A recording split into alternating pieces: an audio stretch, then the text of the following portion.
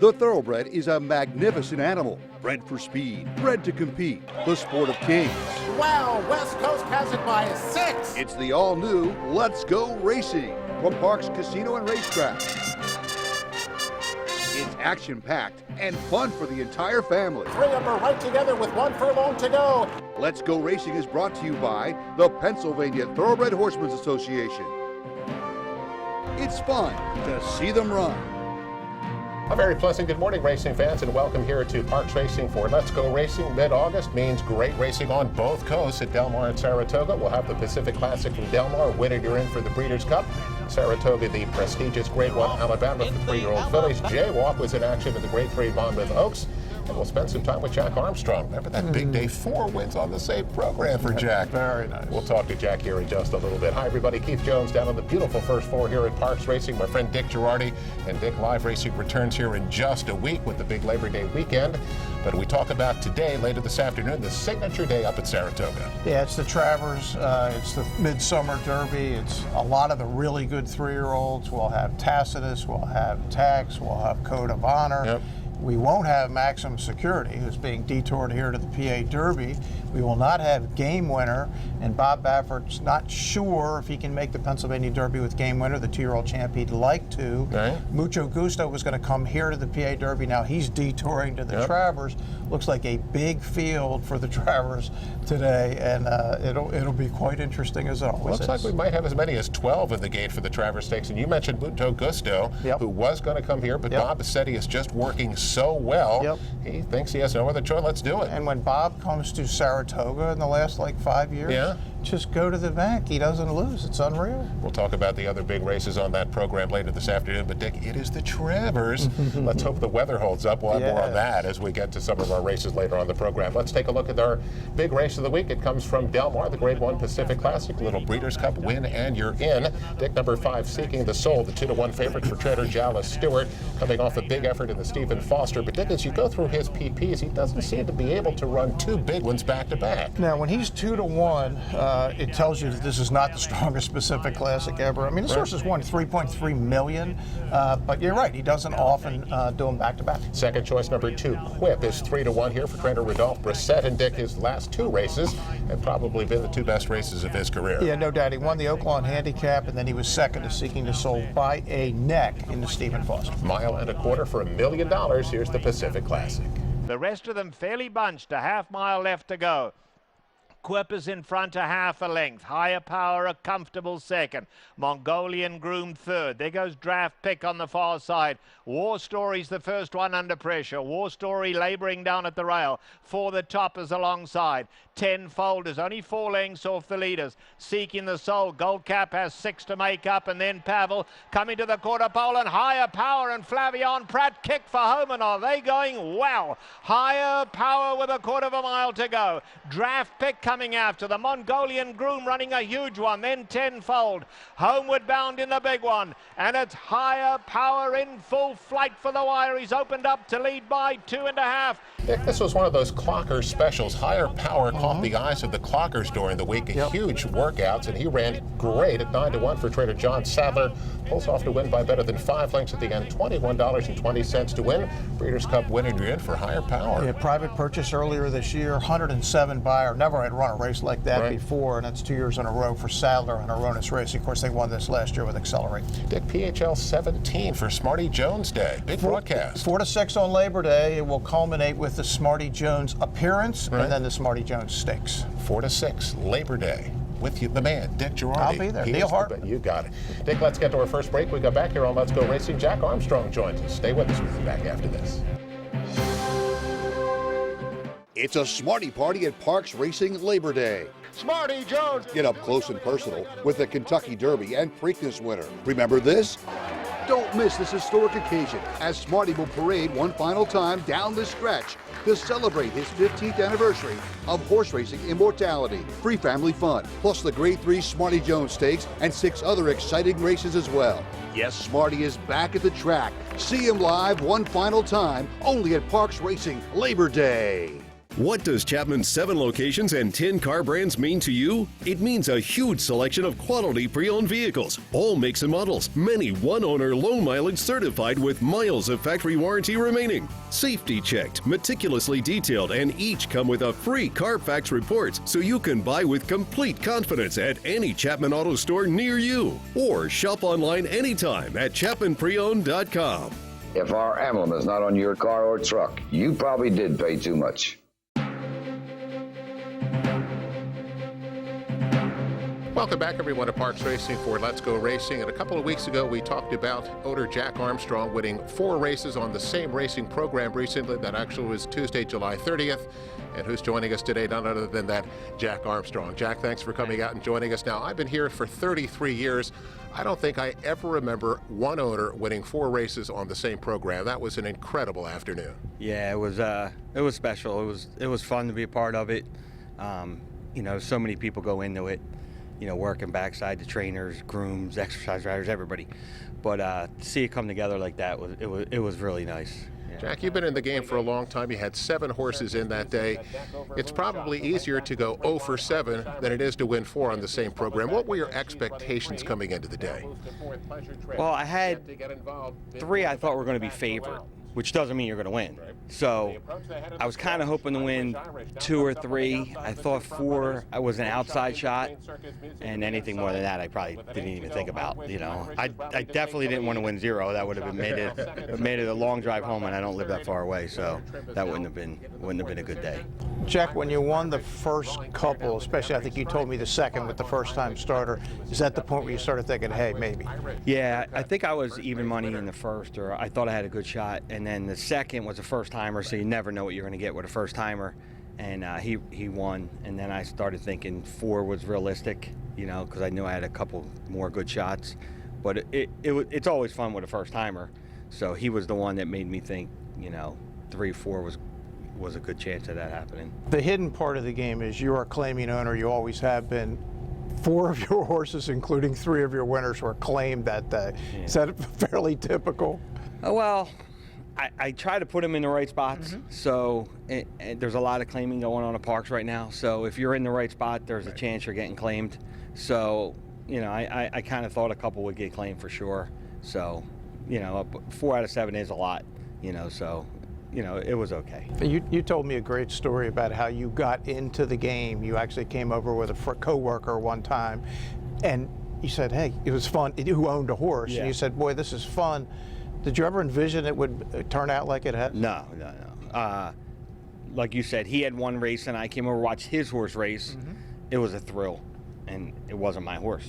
So I said, I got to try this, and 20 years later, here we are, and I never thought it would come to anything like it's been. It's been unbelievable.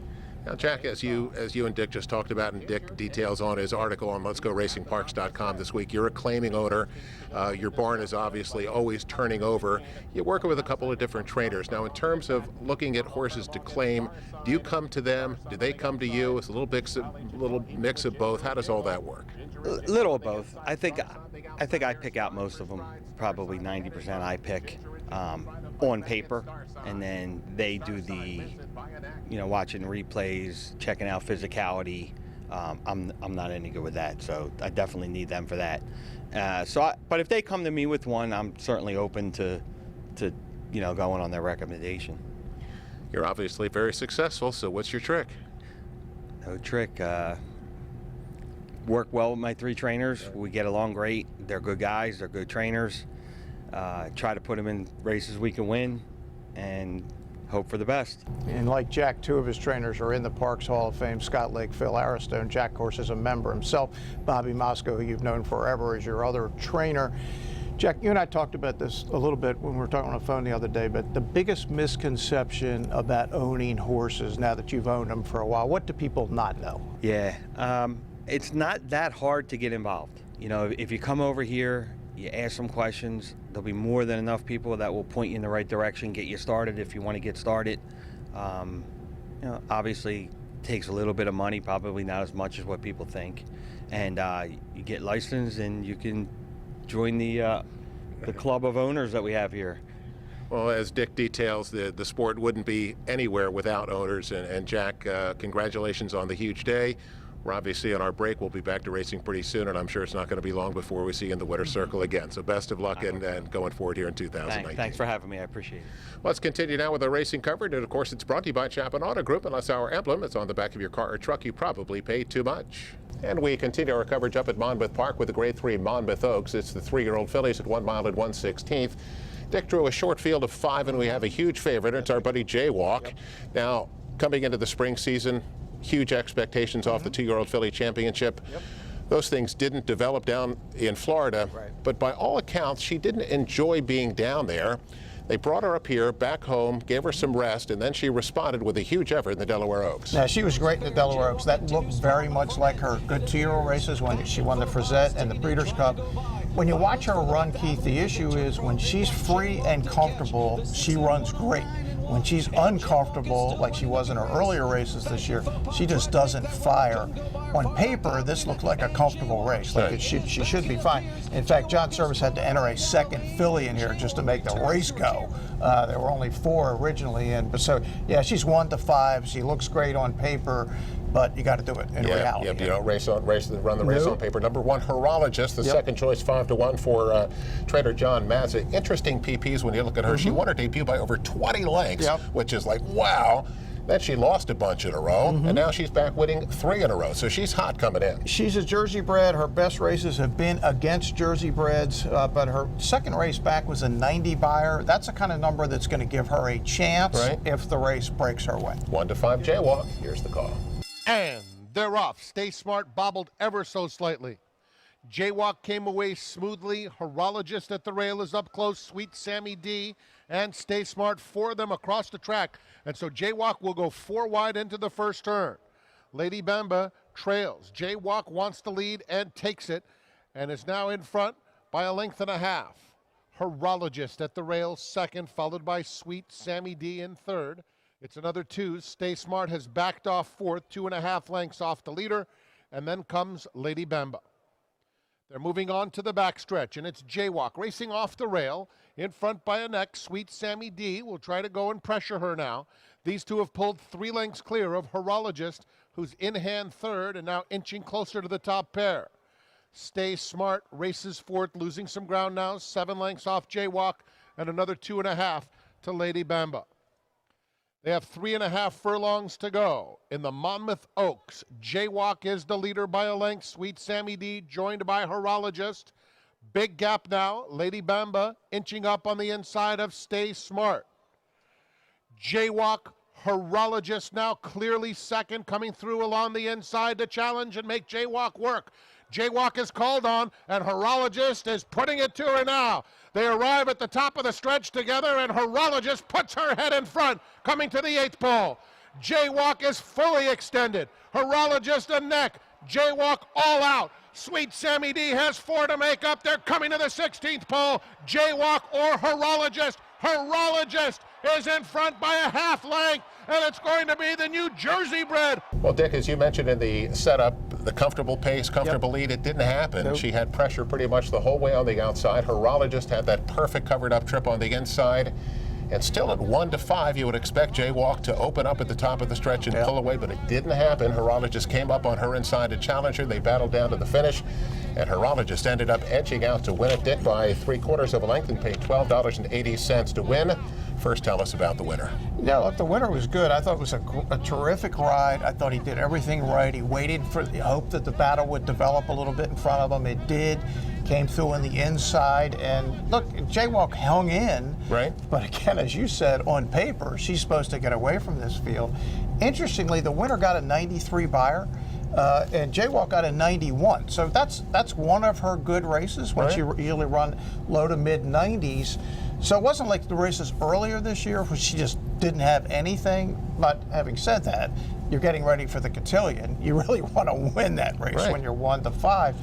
So I think John Service is trying to figure it all out. I think the plan is probably still to go ahead and run in the cotillion here at the home track, but there'll be a lot of pace pressure. A horse like Serengeti Empress is in that race. It'll be run. You have to run the whole way. So it's just a question. You watch Joe Bravo, how he rode the filly. He really didn't ask her. They want her to just to be able to cruise to the front, and she wasn't able to do that. She couldn't get there easily, and it certainly won't be easy in the cotillion. If everybody comes, we're talking maybe Garana for Chad Brown. It's going to be a very difficult race, but it's going to be hard to sit in a stall when she's right here on the backstretch. And I know John Service and the Greens and Chuck Zagney would love to win the cotillion. Not sure it's a slam dunk anymore, so we'll have updates as we go forward. Not. Now we'll see. Dick, let's get up to Saratoga now for the Grade 1 Alabama 3-year-old fillies at 1.25 miles, which is a race you pretty much never see. Nope. Dick, huge history behind the Alabama. No, it's the Travers for the 3-year-old fillies, and it's run at the classic American distance, and some great horses have won, including just a couple of years ago, Songbird won the Alabama. And had one of those big storms blow in right before the Alabama. Yes, so the track, yes, they did.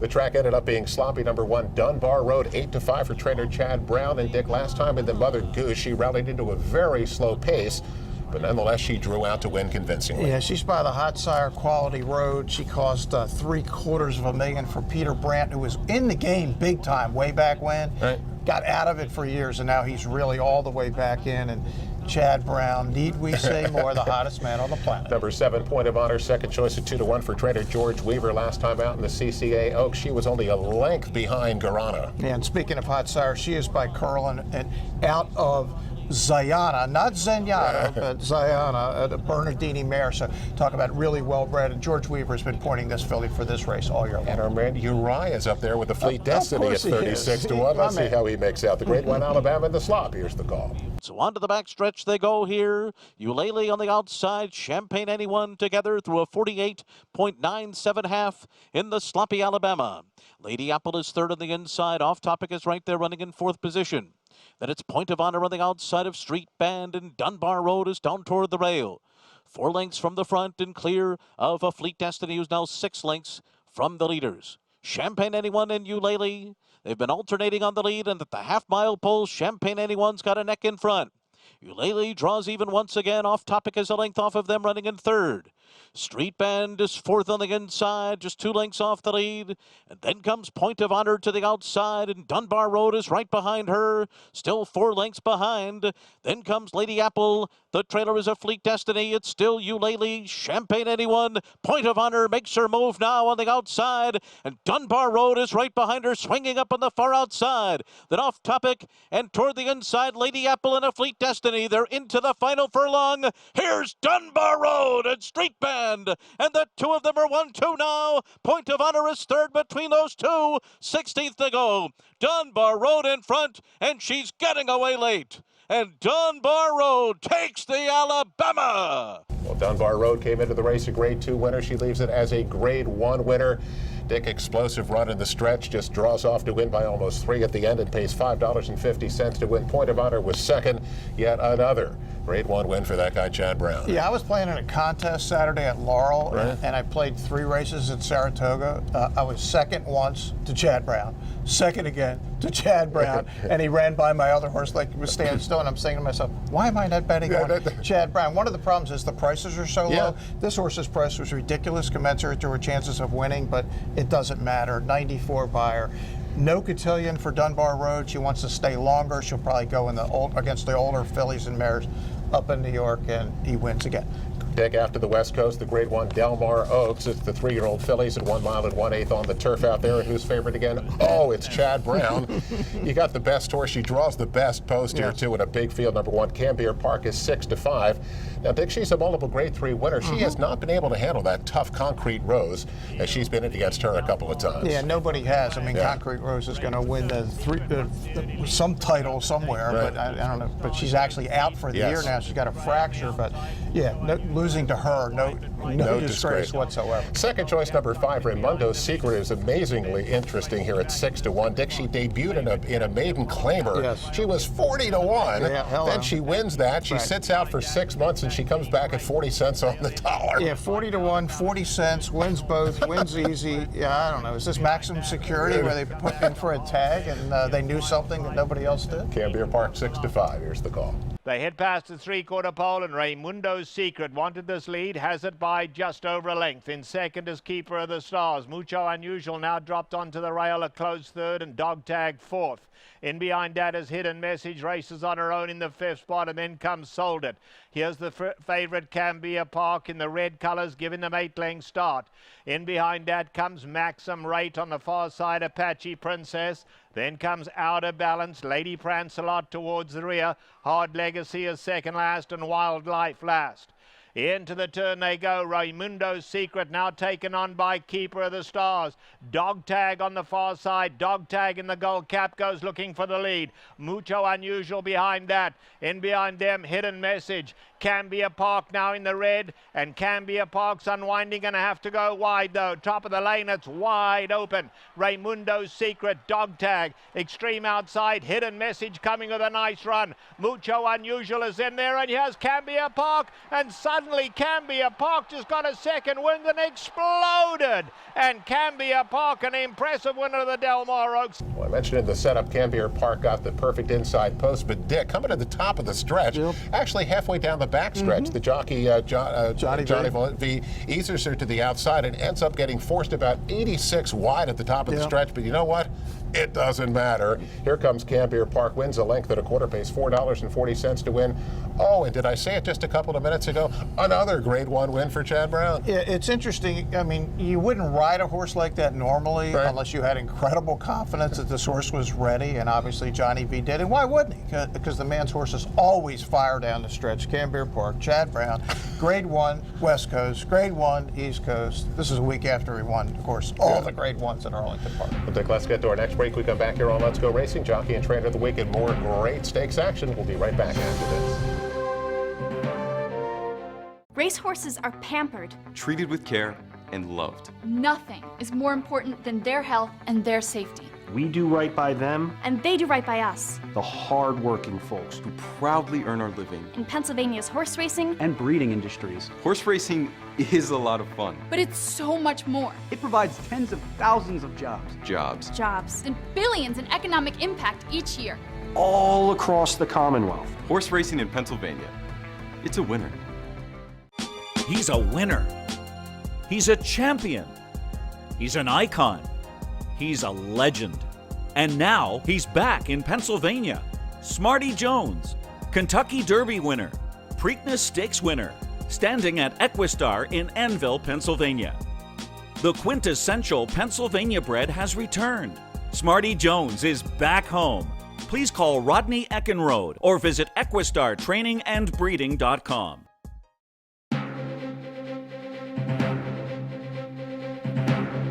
Welcome back, everyone, to Parks Racing for Let's Go Racing. Have to give out those weekly awards brought to you by the Turning for Home program. Log on to their website today at turningforhome.org.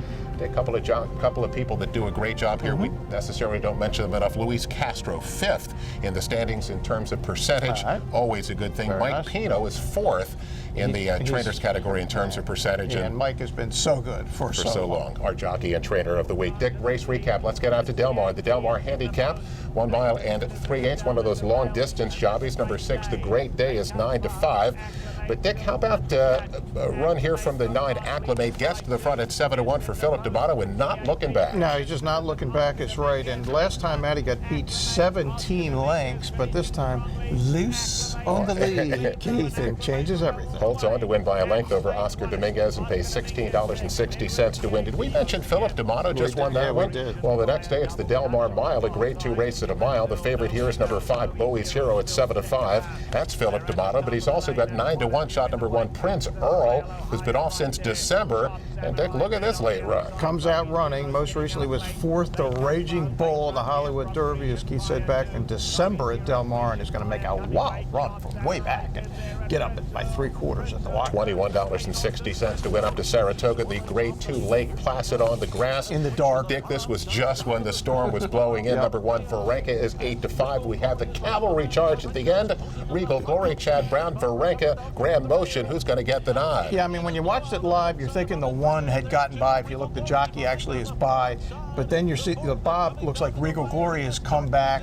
They ended up calling a dead heat, Keith. They had no idea what happened because the photo finish equipment is from the dark ages. Right. It was so dark, and one of the stewards, Braulio Baez, basically just said, look, we're not really sure what it was, so we're calling it a dead heat. You think you should have won it with Regal Yes, Glory, and I'm not disputing that, but you did win it, but not like you were hoping I to. thought I got the Bob. Dead heat in the Lake Placid.